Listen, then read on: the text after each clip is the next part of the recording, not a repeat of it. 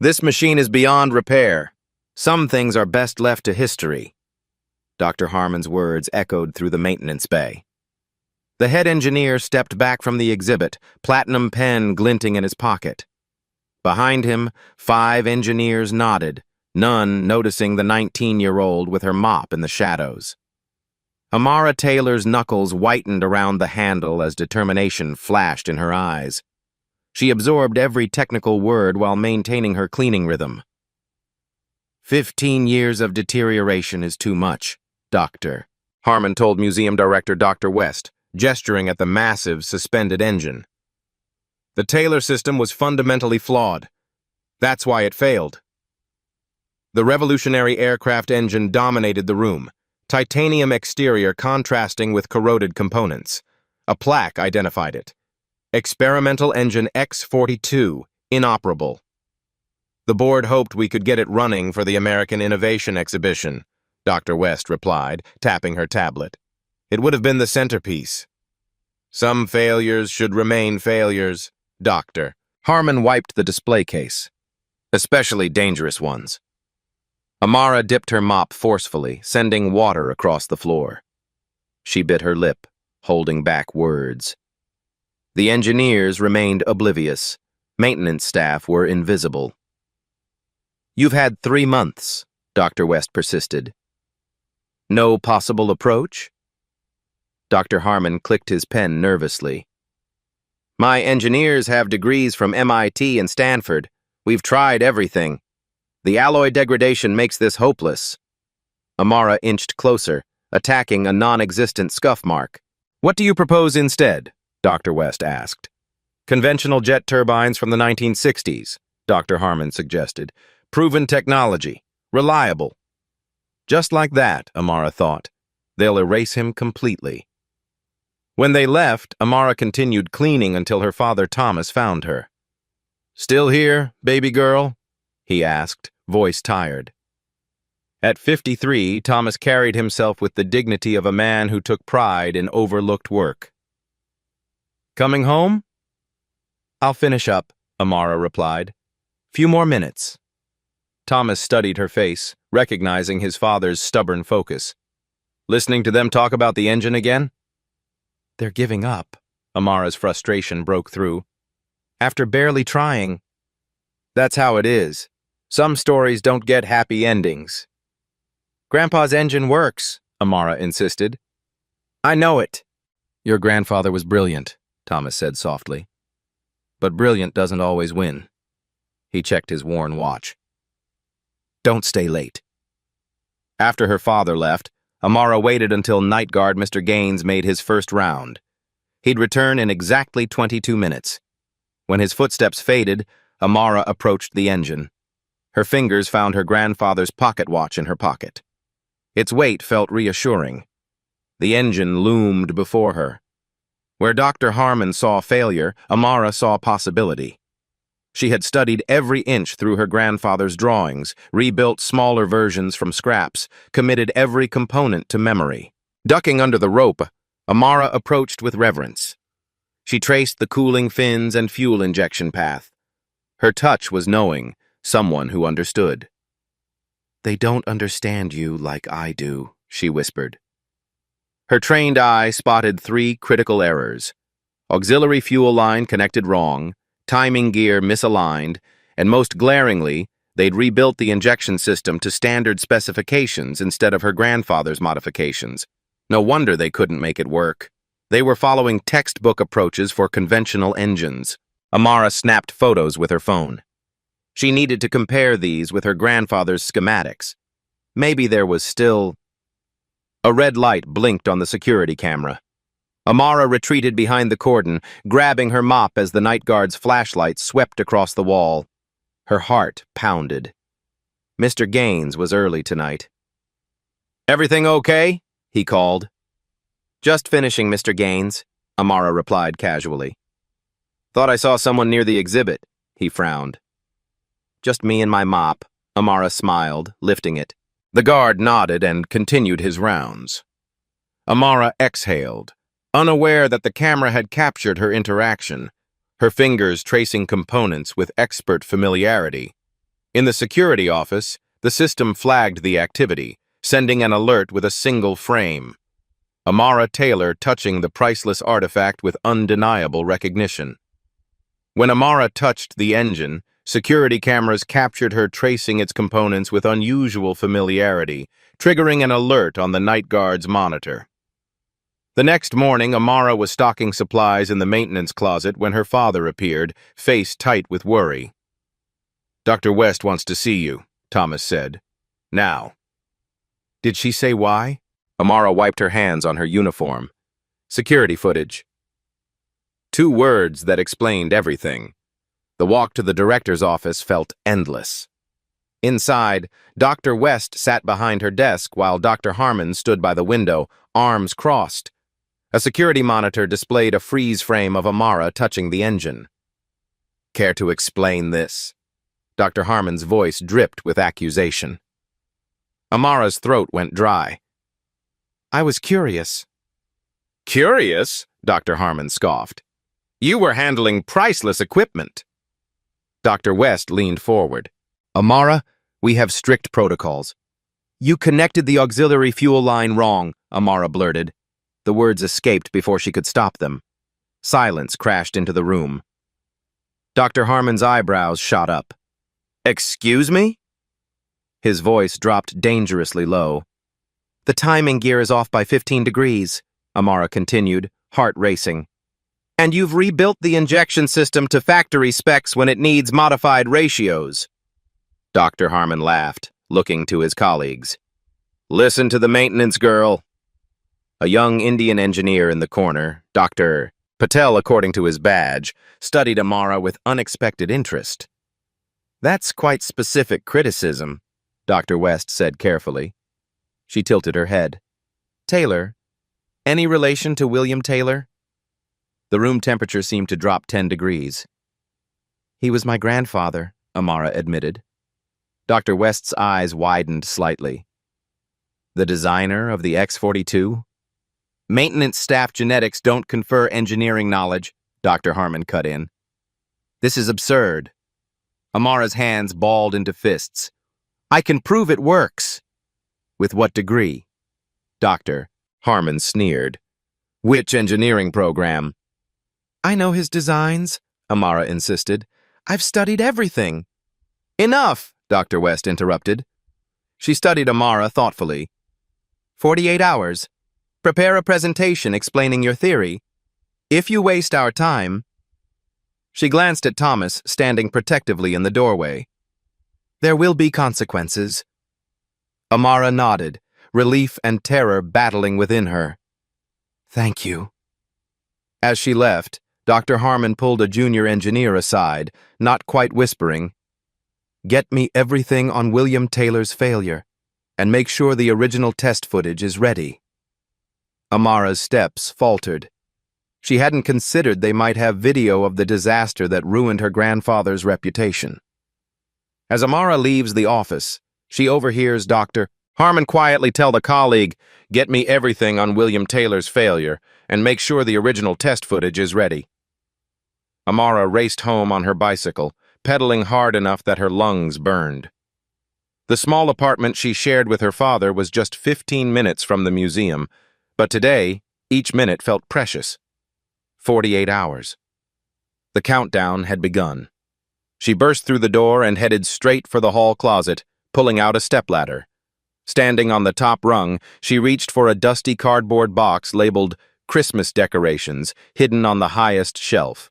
Inside, beneath tangled strands of lights, lay 5 leather-bound notebooks with yellowing pages. Amara carried them reverently to the kitchen table. Her grandfather's journals. The real ones, not the sanitized versions he'd submitted to the aerospace companies. These contained his true innovations, the ideas too revolutionary for the conservative aviation establishment of his time. She was deep into the second journal when her father came home. Thomas froze in the doorway, his tired eyes fixing on the notebooks spread across the table. "Amara," he said quietly. "What happened?" She told him everything. The security footage, the confrontation, Dr. West's challenge. Thomas sank into a chair, shoulders slumping. This is exactly what I feared, he sighed, running a hand over his close-cropped gray hair. You need to back down. I can't. Amara pushed the journal toward him. Look at these calculations. Grandpa was right all along. It doesn't matter if he was right. Thomas's voice hardened. The system is built to keep people like us in our place. Did you know? Amara asked suddenly. About what really happened 15 years ago? Thomas was silent for so long that Amara thought he wouldn't answer. Finally, he stood and went to his bedroom. He returned with a metal lockbox, which he opened with a key kept on his key ring.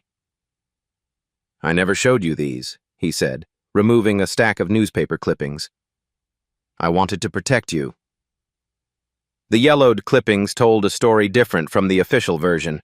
Accusations of sabotage, anonymous sources claiming the test was compromised, William Taylor's insistence that someone had tampered with his engine before the demonstration. They buried it all, Thomas said bitterly. Your grandfather died trying to clear his name. Why didn't you fight? Amara's voice was barely a whisper. With what? Against who? Thomas spread his hands. I had a 4-year-old daughter to raise alone after your mother died. I needed the job at the museum. Amara stared at the clippings, her mind racing. So you just watched them erase his legacy? I survived, Thomas said firmly. I made sure you could get an education. That was the fight I chose. And now I'm choosing mine, Amara said, returning to the journals. Thomas watched her for a long moment. They won't play fair. I know. Amara didn't look up from the pages. If you lose, we both lose our jobs. I won't lose.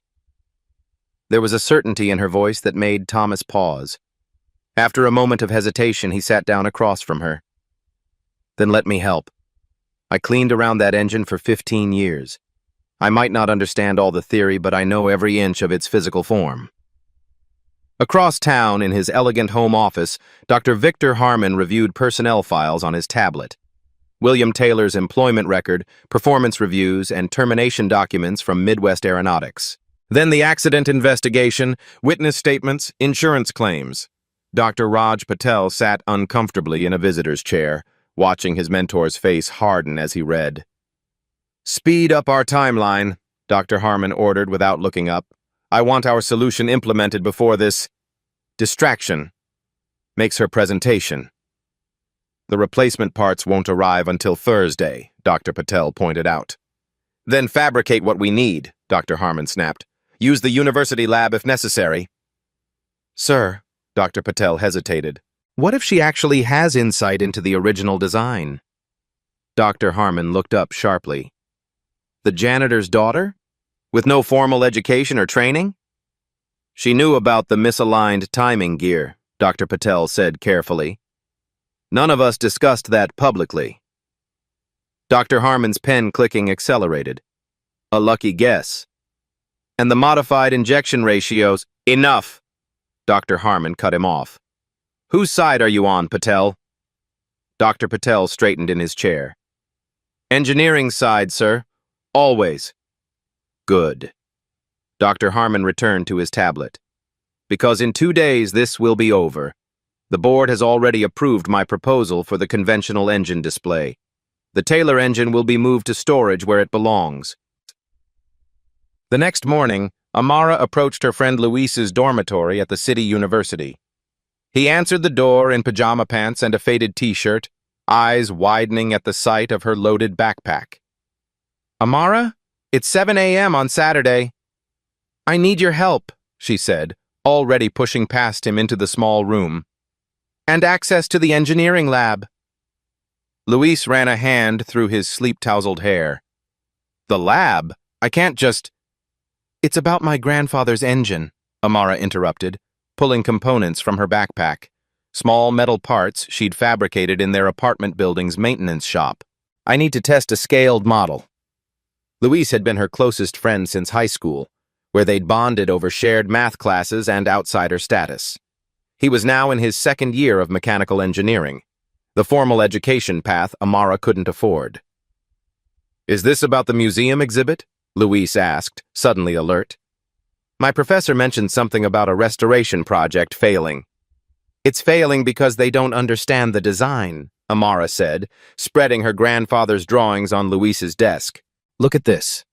Luis leaned over the schematics, his expression shifting from sleepy annoyance to professional interest. This isn't standard configuration. Exactly.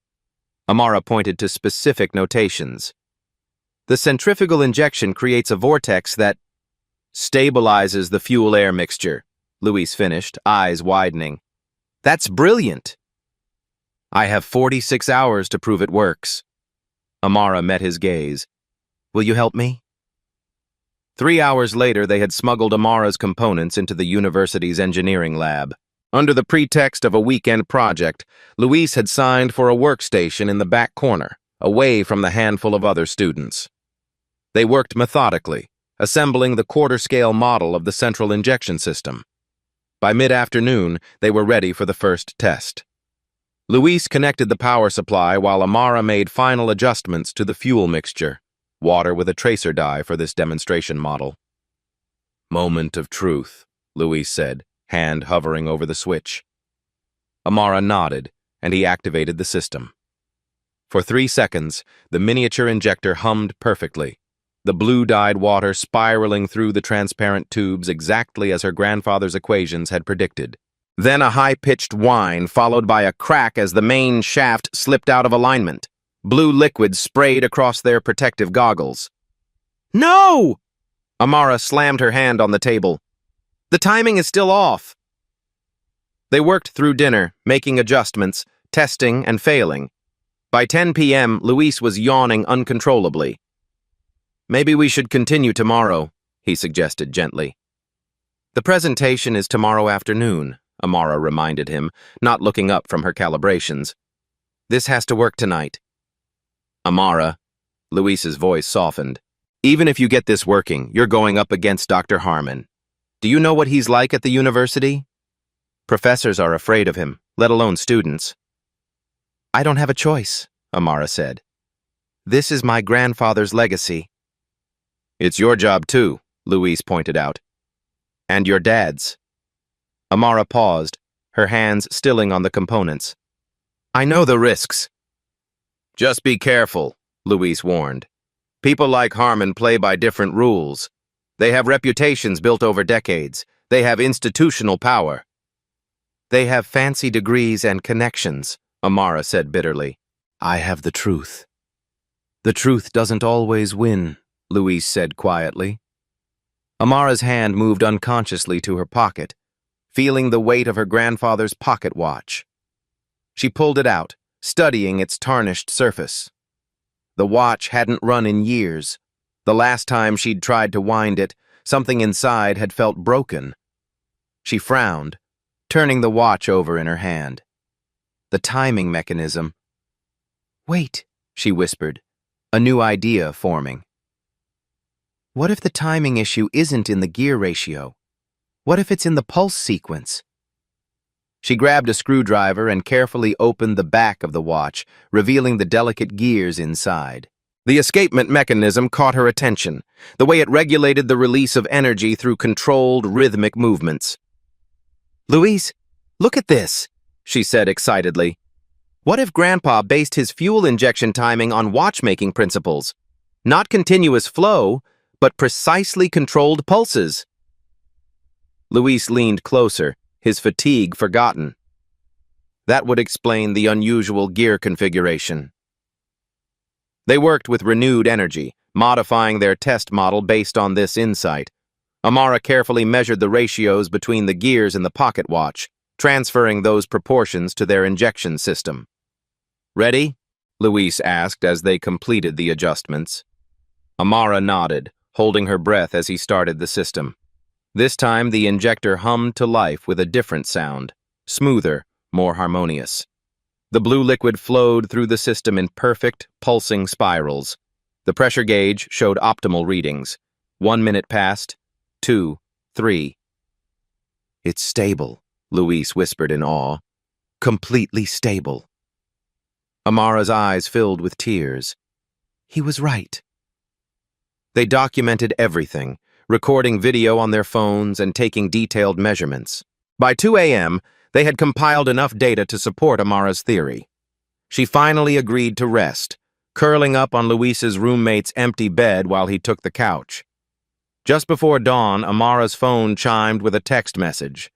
Groggy, she checked the screen, not recognizing the number. The message read, "I worked with your grandfather. What happened wasn't an accident. Be careful who you trust at the museum." Fully awake now, Amara sat up, staring at the cryptic warning. She tried replying, but the message bounced back, sent from a temporary number. Hours before her presentation, Amara receives an anonymous text. "I worked with your grandfather. What happened wasn't an accident. Be careful who you trust at the museum." Amara arrived at the museum 30 minutes early for her presentation, carrying her grandfather's journals and a tablet loaded with test results. She'd expected to meet with Dr. West and perhaps a few engineers in a small conference room. Instead, she found the museum's main lecture hall prepared for an event. Rows of chairs filled with museum staff, board members, and people she didn't recognize. A podium stood at the front, flanked by large display screens. Dr. Harmon was already there, setting up what appeared to be a multimedia presentation. Dr. West approached, her expression carefully neutral. "Quite a turnout, isn't it?" "I thought this would be a small technical meeting," Amara said, unable to hide her surprise. "Dr. Harmon felt the subject warranted wider attention," Dr. West explained. "Several board members expressed interest, and we have some press covering our upcoming exhibition." Amara spotted her father at the back of the room, his face tight with worry. Near the front, Luis had somehow gained entry and gave her an encouraging thumbs up. She also noticed Dr. Patel, sitting slightly apart from the other engineers, watching her with curious eyes.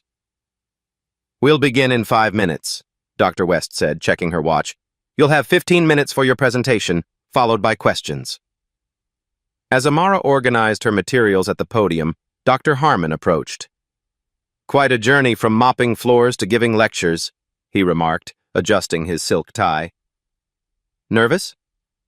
"I know what I know," Amara replied simply. Dr. Harmon smiled without warmth.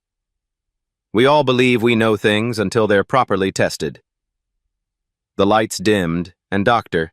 West introduced the session, explaining the museum's ongoing efforts to restore the Taylor centrifugal injection engine for the American Innovation Exhibition.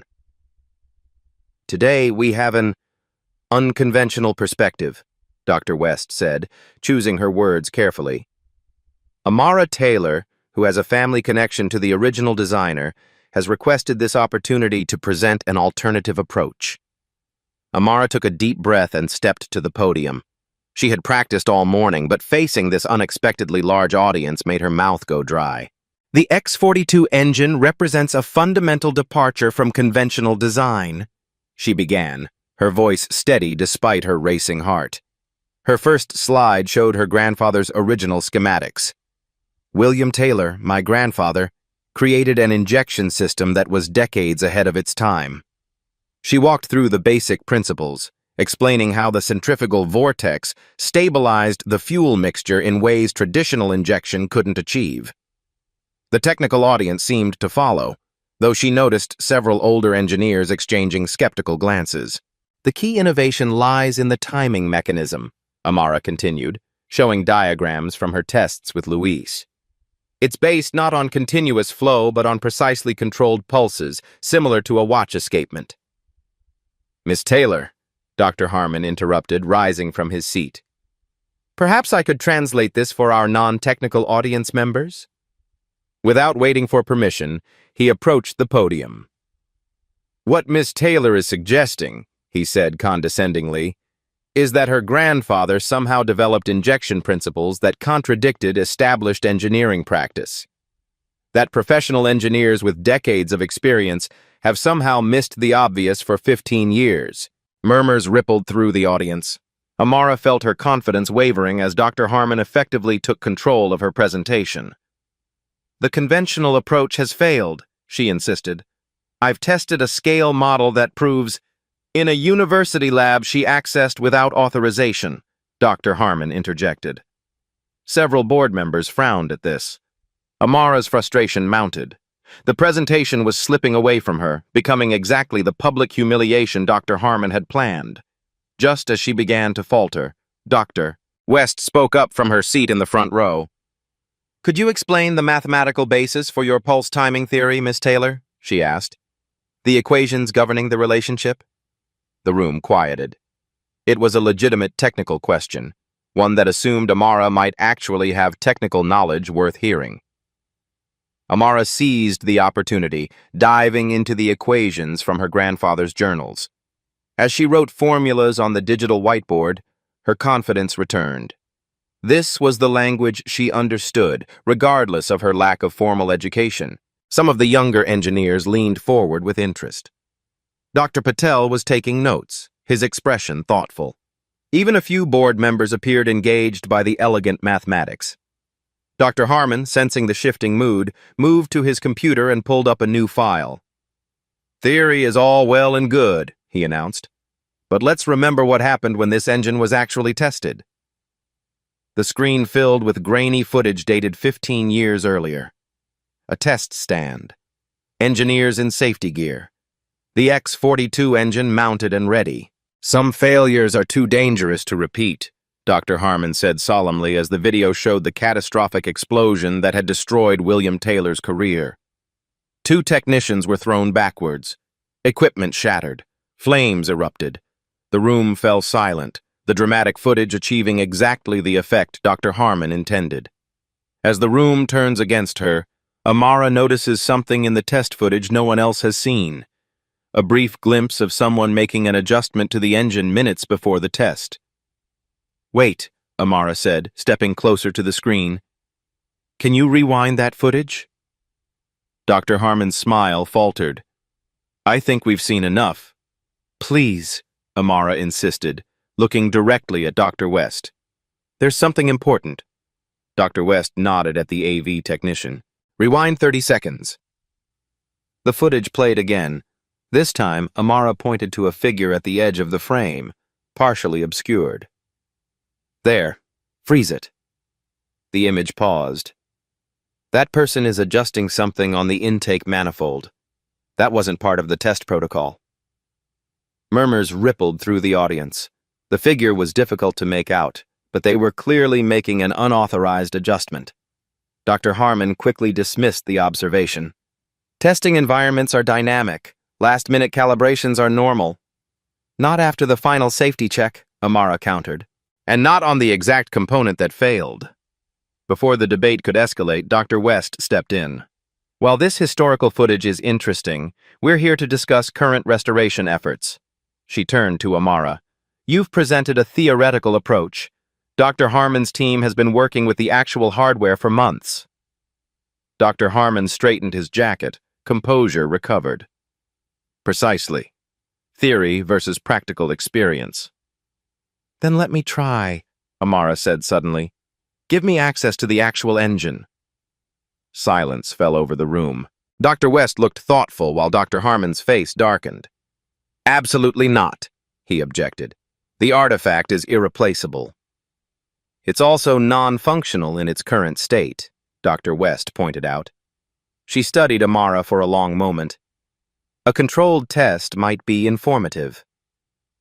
After a brief consultation with board members present, Dr. West announced her decision. "Miss Taylor will be permitted limited access to the engine under strict supervision. Dr. Harmon's team will observe but not interfere." "This is highly irregular," Dr. Harmon protested. "So is having a potential solution we haven't explored," Dr. West replied firmly. 2 hours this afternoon, with full documentation." 2 hours later, Amara stood before the X-42 engine in the maintenance bay, now surrounded by observers. Security cameras recorded from multiple angles. Her father watched nervously from the sidelines, while Luis had somehow talked his way in as her assistant. Dr. Harmon and his team of engineers stood nearby, arms crossed. Only Dr. Patel appeared genuinely curious rather than skeptical. "The clock starts now," Dr. West announced. 2 hours, Miss Taylor. Amara approached the engine with reverence despite the pressure. This was her grandfather's masterpiece, and she was about to attempt what no one had achieved in 15 years. She began by examining the work already done by Dr. Harmon's team. As she suspected, they had approached the restoration conventionally, trying to make the revolutionary design conform to standard practices. "I'll need to reconfigure the intake assembly," she told Luis quietly, "and reset the timing mechanism completely." He nodded, handing her tools from the limited set they'd been allowed to bring. As Amara worked, she narrated her process for the record. "The current configuration assumes continuous flow, but this system was designed for pulsed injection." She requested specific replacement parts that Dr. Harmon's team claimed weren't necessary or available. When denied, she improvised using materials from her father's maintenance cart and components she'd brought in her backpack. "That's not regulation equipment," one of the engineers objected. "Neither is this engine," Amara replied without looking up. An hour in, she had reconfigured the intake system and was calibrating the timing gears when Dr. Harmon stepped closer. "You're wasting everyone's time," he said quietly. "Even if your theory had merit, which it doesn't, you can't possibly complete this work in the time allowed." Amara ignored him, focusing on a particularly delicate adjustment. Her fingers, smaller and more nimble than those of the engineers who had previously worked on the engine, reached into tight spaces they had struggled with.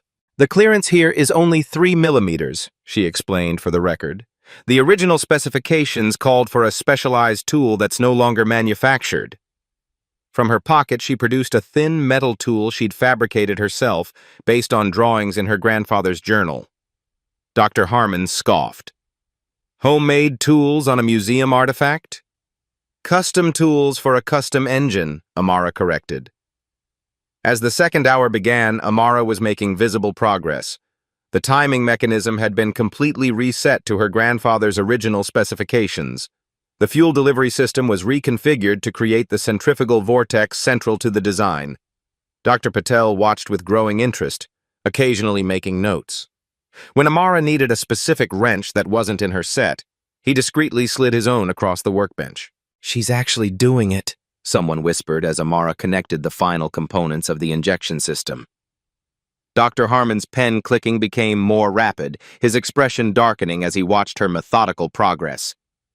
When Amara was clearly approaching completion, he suddenly stepped forward. "This has gone far enough," he announced. "I'm observing at least 3 safety protocol violations." "What violations?" Luis challenged. "Unauthorized tools, improper clearance procedures, and—" Dr. Harmon pointed to a small container of lubricant Amara had brought. "Unapproved chemicals near a fuel system." "That's standard museum-grade conservation oil," Thomas spoke up from the sidelines. "We use it on all the exhibits." "Nevertheless," Dr. Harmon turned to Dr. West, "as head engineer, I cannot in good conscience allow this to continue. The potential damage to an irreplaceable artifact—" Dr. West sighed, checking her watch. "You've had nearly the full 2 hours, Miss Taylor, but I'm afraid Dr. Harmon's safety concerns take precedence." "I'm almost finished," Amara protested. "Just 15 more minutes." "I'm sorry," Dr. West said firmly. "We'll need to evaluate what's been done so far before proceeding further." Amara reluctantly stepped back from the engine, frustration evident in every line of her body. As the observers began to disperse, she caught Dr. Patel's eye and discreetly motioned to a small access panel she hadn't been able to reach. "3/4 turn clockwise, then reset the timing belt," she whispered as he passed by. "That's all it needs." Dr. Patel gave no indication he'd heard, but his gaze lingered thoughtfully on the panel she'd indicated. That night, museum security cameras captured Dr. Patel returning to the engine bay alone, carrying a small toolbox and looking nervously over his shoulder. The next morning, Amara arrived for her maintenance shift with leaden feet. Her father had already left early, called in for some special cleaning assignment. She had barely slept, replaying yesterday's interrupted attempt in her mind, calculating whether Dr. Patel might have understood her whispered instructions. As she collected her supplies from the maintenance closet, she noticed something unusual. The museum seemed unusually busy for a Monday morning. Voices echoed from the main exhibition hall, excited and numerous. Amara followed the sound, mop in hand, and froze in the doorway. A crowd had gathered around the X-42 engine exhibit. Museum visitors, staff, and what appeared to be a VIP tour group complete with board members all stood in a semicircle, watching in amazement as the supposedly dead engine hummed with life. The distinctive sound of the centrifugal injection system, a sound Amara had only heard in her small-scale tests, filled the room with its unique harmonic rhythm. Dr. Harmon stood at the center, gesturing animatedly to the impressed onlookers. "Breakthrough came when my team recognized the unique timing signature required," he was saying. "Once we abandoned conventional approaches, the solution became clear." Amara pushed through the crowd, disbelief and fury battling within her. The engine, her grandfather's engine, was running perfectly, exactly as she had predicted it would with her modifications. "This is the true spirit of innovation," Dr. Harmon continued smoothly. "Persistence in the face of—" "You stole my solution," Amara interrupted, her voice carrying across the suddenly quiet room. Dr. Harmon's smile never faltered. "Ah, Miss Taylor, excellent timing. I was just explaining how maintenance insights sometimes inform technical solutions." "You said it couldn't be fixed," Amara challenged, stepping closer. "Yesterday you shut down my attempt, and today you're taking credit?" Museum visitors exchanged uncomfortable glances. A woman with a press badge began taking notes. "Young lady," Dr. Harmon said condescendingly, "my team worked through the night to implement a solution based on exactly what I showed you yesterday," Amara finished. She turned to the crowd. "Ask him to explain how the timing mechanism works." Before Dr. Harmon could respond, Dr. Patel stepped forward from the group of engineers. "I completed the modifications based on Amara Taylor's instructions," he announced. The crowd murmured in surprise. Dr. Patel held up his phone, showing time-stamped photos. "The engine was operational at 3:17 a.m., 2 hours before Dr. Harmon arrived this morning." Dr. Harmon's face flushed. "Patel, you're overstepping. The timing sequence is based on watchmaking principles, not conventional fuel injection," Dr. Patel continued, addressing the crowd directly. "A brilliant insight that came from Miss Taylor, not our team."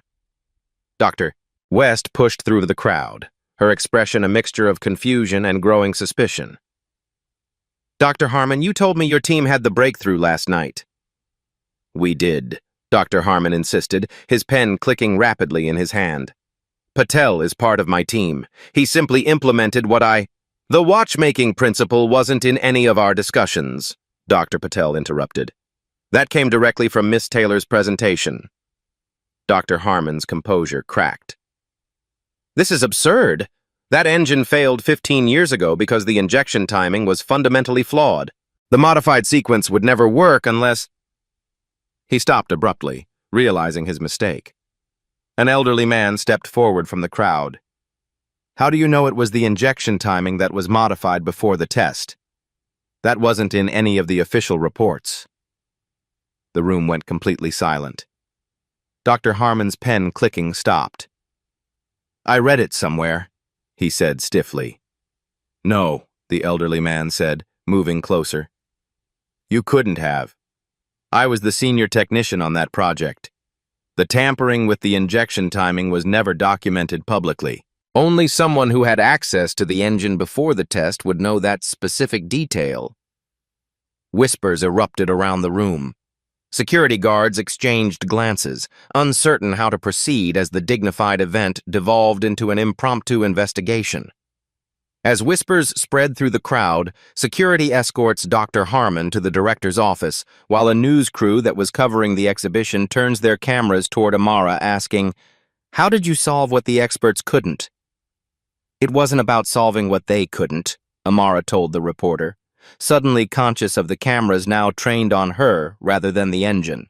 "It was about understanding what my grandfather actually designed, not what they thought he designed." The exhibition hall had transformed into an impromptu press conference.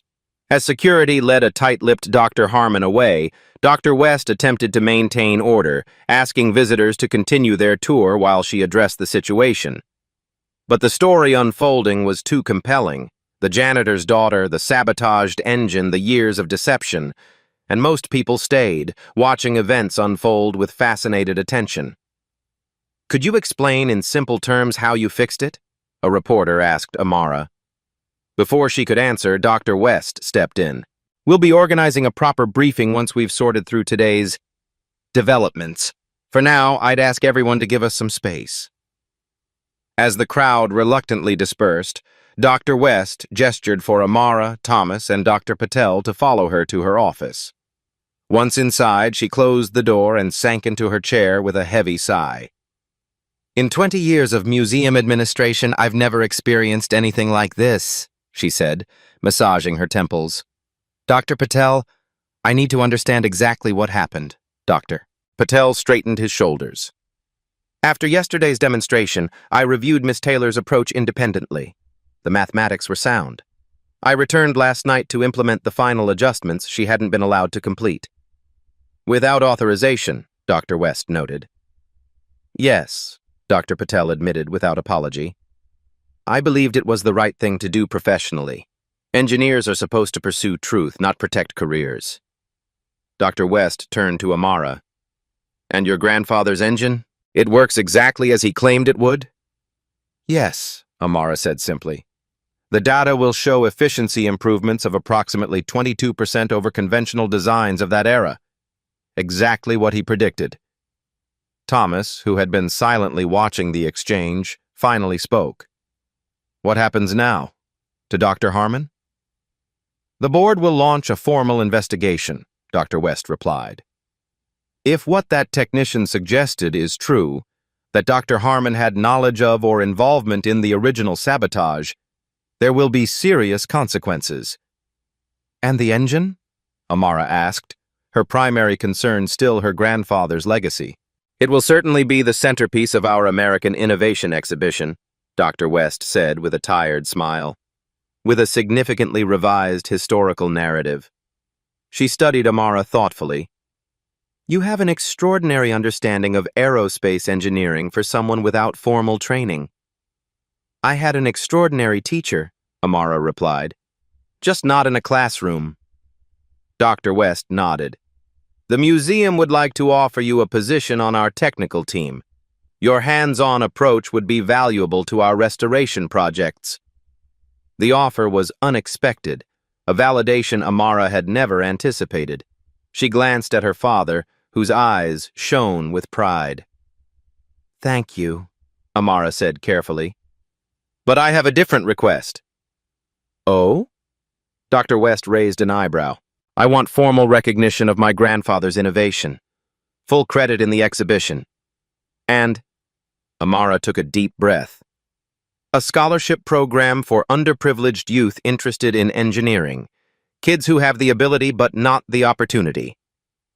Dr. West considered this for a moment. "The recognition is already happening. The scholarship would require board approval. But given today's events, I think they'll be receptive to positive publicity." When they left the office, Thomas pulled a worn envelope from his pocket. "I've been saving this for the right moment," he said, handing it to Amara. "Your grandfather wrote it before he died." With trembling fingers, Amara opened the letter. Her grandfather's handwriting, familiar from his journals, filled the page. "To my dear granddaughter, Amara, by the time you read this, I may be gone, but my dreams live on in you. They called my engine impossible, but nothing is impossible for those who see beyond conventional limits. I hope someday the truth will emerge. Until then, keep building, keep questioning, keep believing. The world needs minds that don't accept impossible as an answer. All my love, Grandpa William." Tears blurred Amara's vision. "He knew," she whispered. "He knew I'd understand." "He saw in you what I see," Thomas said, embracing her. "Stubborn brilliance." The following days brought whirlwind changes. The museum placed Dr. Harmon on administrative leave pending investigation. Internal records revealed he had been a junior engineer on a competing project at Midwest Aeronautics 15 years ago, the very project that received funding after William Taylor's disgrace. Dr. Patel and several younger engineers approached Amara, asking her to walk them through her grandfather's design principles and her own problem-solving methods. "We've been too dependent on computer modeling," Dr. Patel admitted during one session. "Your hands-on approach revealed flaws our simulations missed." A video of Amara explaining the engine's principles to a tour group went viral on social media, drawing attention from engineering blogs and educational channels. When a prominent tech magazine requested an interview, the museum's PR department happily arranged it. "What made you believe you could solve something professional engineers couldn't?" the interviewer asked. "I never saw them as more qualified, just differently qualified," Amara explained. "They had degrees. I had my grandfather's journals and 15 years of watching my father maintain that museum, different paths to knowledge." The story caught the attention of a TED Talk organizer who invited Amara to speak about unconventional paths in STEM education. The museum, recognizing the positive publicity, granted her time off to prepare and present. 2 months later, the X-42 engine became the centerpiece of a reimagined exhibition titled Innovation and Perseverance. The display featured not only the now operational engine, but the full story of its creation, the sabotage, and its eventual vindication through William Taylor's granddaughter. A small plaque beneath the engine read, "The Taylor Centrifugal Injection System, X-42, designed by William Taylor, 1945 to 2010, restored by Amara Taylor." The difference between impossible and revolutionary is often just a matter of perspective. The board unanimously approved the William Taylor Scholarship for underprivileged youth in engineering, with Amara serving on the selection committee. The first recipient would be announced that fall. Thomas, watching his daughter lead a technical discussion with visiting engineering students, reflected on how much had changed. No longer the invisible maintenance man, he now gave specialized tours of his father's exhibition, explaining both the technology and the human story behind it. "Your father would be so proud," he told Amara one evening as they closed up the exhibition. "He would be proud of both of us," she replied. "You kept his legacy safe until the world was ready for it." In a national television interview the following week, the host asked Amara about her future plans. "I've been studying my grandfather's more ambitious designs," she revealed. "Projects he never got to build. One in particular, a variable geometry propulsion system, could revolutionize aerospace engineering if we can make it work." "And can you?" the host asked. Amara smiled, fingering the now-repaired pocket watch that never left her person. "Nothing is impossible for those who see beyond conventional limits." Yet when asked in a national interview what she plans to do next, Amara reveals she's been reverse engineering her grandfather's more ambitious designs that were never built. Projects that could revolutionize aerospace engineering. 1 year later, the museum's grand hall bustled with activity. Colorful displays lined the walls, each featuring innovative projects created by young minds. A large banner stretched across the entrance, First Annual William Taylor Engineering Fair. Amara, dressed in a professional blazer rather than a maintenance uniform, surveyed the scene with quiet satisfaction. Beside her, Dr. West nodded approvingly. 37 participants from 16 schools, Dr. West noted. "Not bad for a first year." "Quality over quantity," Amara replied, watching a group of middle school students explain their solar-powered water filtration system to an attentive crowd. The past year had transformed both the museum and Amara's life. The William Taylor Foundation, established with donations that poured in after the story went public, now operated from a small office within the museum. Amara served as its director, dividing her time between foundation work and consulting on technical restorations. Dr. Harmon had resigned following the investigation, which confirmed his involvement in the original sabotage. Several aerospace companies had reached out to Amara about implementing her grandfather's principles in new designs, and a university engineering department had offered her a position despite her lack of formal credentials. She had declined both, preferring to focus on opening doors for others like herself. "It's time for the awards," Dr. West reminded her. "The board members are ready." Amara nodded and made her way to the podium. The crowd quieted as she prepared to announce the winners of the engineering scholarships. 10 would receive partial funding for their projects, but 1 would receive a full 4-year scholarship to the engineering program of their choice. "Before I announce our top recipient," Amara began, "I want to thank everyone who made this possible. A year ago, this museum housed an engine considered impossible to fix, and a story many wanted to forget." She gestured to where the X-42 now held pride of place, its polished components moving in perfect harmony behind clear protective panels. Today, that engine runs 20 hours a day, demonstrating principles that were ahead of their time. But more importantly, it represents a different way of thinking about who can contribute to science and engineering. From the back of the hall, Thomas watched his daughter with undisguised pride. No longer merely the janitor, he now led a special maintenance team responsible for the museum's operational exhibits. His uniform bore a new patch: Technical Preservation Specialist. "Our top scholarship recipient," Amara continued, "created a project that embodies the spirit of William Taylor's work. Innovation born from necessity, designed to help others." She opened the envelope, though she already knew the winner. She'd advocated strongly for this particular project during the selection committee's deliberations. Maya Johnson, for her simplified emergency ventilator system. A slender 14-year-old girl approached the podium, her eyes wide with disbelief. The audience applauded enthusiastically as Amara presented her with the scholarship certificate. "Would you like to say a few words?" Amara asked, stepping aside. Maya nodded, nervously adjusting her glasses. "Thank you so much for this opportunity. My mom works as a hospital custodian, and during the pandemic she told me about the ventilator shortages. I started thinking about how to make them simpler and cheaper." She glanced at a woman in a hospital uniform standing at the back of the room who wiped away tears of joy. "I never thought someone would take my ideas seriously," Maya continued. "Then I read about Amara Taylor and the engine everyone said couldn't be fixed. It made me believe that maybe my ideas mattered too." The simplicity and sincerity of her words touched everyone in the room. After the ceremony concluded and the crowds began to disperse, Amara noticed Maya studying the X-42 engine display with intense focus. "You know," Amara said, approaching the girl, "my grandfather always said the best engineers are the ones who see problems differently because they've lived differently." Maya smiled shyly. "My science teacher said I think too differently, that I should follow the textbook more." "Some textbooks need rewriting," Amara replied with a wink.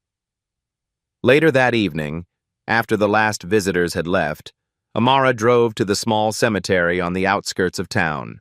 The setting sun cast long shadows across the grounds as she made her way to a simple headstone. William Taylor, 1945-2010. Beyond conventional limits. She knelt beside the grave and placed her grandfather's pocket watch, now fully restored and ticking perfectly, on the headstone. "We fixed it, Grandpa," she whispered. Her words meant for more than just the watch. "Your engine runs perfectly. People understand what you created now, and kids like me, kids who learn differently, they're getting their chance." A gentle breeze rustled the leaves of a nearby oak tree, almost like a response. As Amara walked back to her car, her phone buzzed with a message from Dr. Patel. "You need to come to the lab immediately. Your grandfather's theoretical fuel system actually works." She smiled, tucking the phone away. The journey wasn't over. It was just beginning. If this story resonated with you, hit the subscribe button on Beat Stories for more powerful narratives that challenge our assumptions. Drop a comment sharing a time when you or someone you know was underestimated but proved everyone wrong. New stories every week that will move, inspire, and make you see the world differently. Like and share to help these stories reach those who need to hear them most.